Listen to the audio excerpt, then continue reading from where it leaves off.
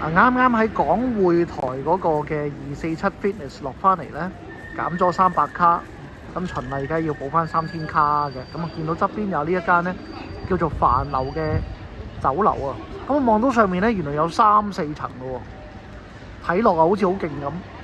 又講到咩百年老店，不如入去試下啦。嗱，咁啊見到大家咧都喺度排晒隊等位嘅。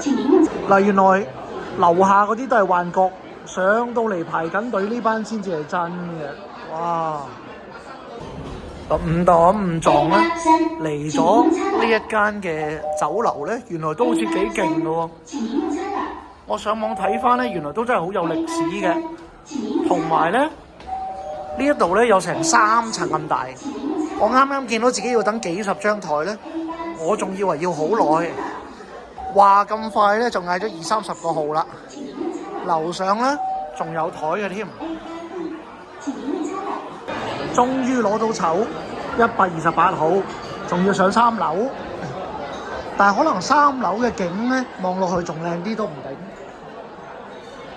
啊，係靚啲喎，上到去頂層咧，好似係靚過樓下嘅台添喎。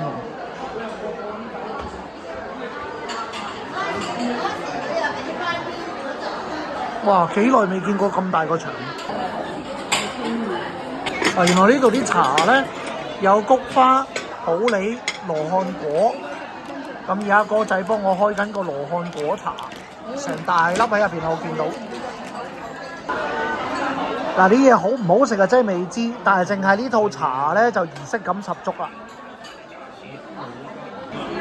等緊啲點心嘅同時咧，試下個羅漢果茶，又真係好鬼清甜喎！原來啱啱嚟咗呢一個咧叫做銀雪魚醬鰻魚酥，咁啊雖然唔係好傳統，但係咧望落去都好靚仔啊，同埋香港冇啊嘛，咁啊一於試試啦。但可能係咧，我個人特別中意食鰻魚嘅關係，除咗咧面頭嗰個鰻魚啖啖肉之外咧，我覺得佢嗰個皮咧又薄又酥脆，而且咧中間仲有滿滿嘅蘿蔔絲，裡面嗰啲蘿蔔絲咧好清爽，好正嘅。咁食落去嘅時候咧，有3層嘅感覺，層次感咧就十足啦。嗱，我估好多嘅男士們咧，同我一樣都係食肉獸嚟㗎啦，又煎又炸又食肉，咁所以咧，另外都點咗個清清地嘅客家秘製醬蘿蔔嘅。呢個秘製醬蘿蔔，我哋做前菜咧就冇得頂啦。食落去嘅時候咧，個汁咧係微辣帶酸嘅，咬落去咧有啲似酸橋頭咁樣，好爽口。咁啊，中間咧亦都好清甜嘅。而呢個嘅脆皮咖啡韭菜盒咧，雖然係28蚊，唔算係最貴嘅，但喺佢哋嘅網上面咧，反而係最多人推薦，咁一定要試一試啦。呢個嘅咖啡韭菜盒咧，裏面個餡咧係有韭菜啦，有蘿蔔啦，只係有啲肉碎啦，外面嗰個皮咧做得好薄，好酥脆嘅，而且食到去尾嘅時候咧，真係食到少少咖啡嘅味道，咁嘅感覺咧係好特別，亦都唔漏，係好清新嘅。嗱，其實咧，我一個人如果唔係為咗拍嘢啊，真係唔會嗌咁多嘅。但係咧，好彩每一個菜咧都相當滿意，埋單咧暫時見到140幾蚊，唔知有冇啲咩嘅特別優惠啦。但係咧都好值得推介啊！呢一間嘅飯樓。而家面前呢一個咧就係風眼海膽墨魚餃，喺網上咧就熱烈推介㗎。咁啊，真係望落去咧都覺得好特別。外邊個皮咧應該有啲墨魚汁喺度啦。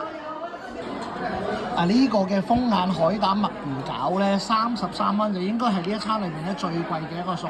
但係我覺得個貴都有道理㗎，因為咧喺食嘅時候咧食得出裏邊咧晶瑩剔透嗰啲咧應該係魚蓉嚟嘅，中間咧仲有啲嘅海膽啦，同埋魚子啦，裡面咧仲有好多嘅鮮蝦啦，層次感咧係好豐富。一次過咧食到好多唔同海鮮嘅味道，但係嗰個配搭咧係毫無衝突嘅，融合得相當好。咁我覺得呢個33蚊嘅菜咧一定要點一點試一試啦。